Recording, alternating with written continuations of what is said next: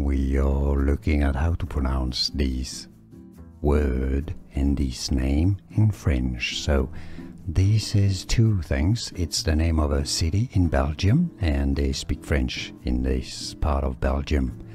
It also means cork in French, like the cork of the bottle of wine or the cork, the material. Both are the same spelling and the same pronunciation. Liege is how it's said, Liege. So that's how you call the city in Belgium, Liege, and how you say cork in French, Liège.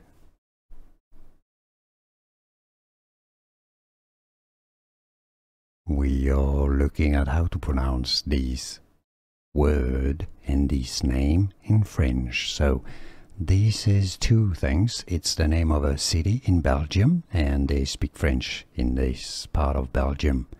It also means cork in French, like the cork of the bottle of wine or the cork, the material.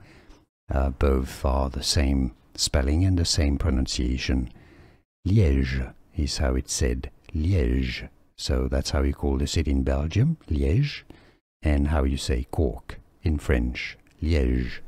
Here are more videos on how to pronounce more confusing words and names too many mispronounced. Like this video if you found it useful. I appreciate your support. I'll see you soon, and thanks for watching.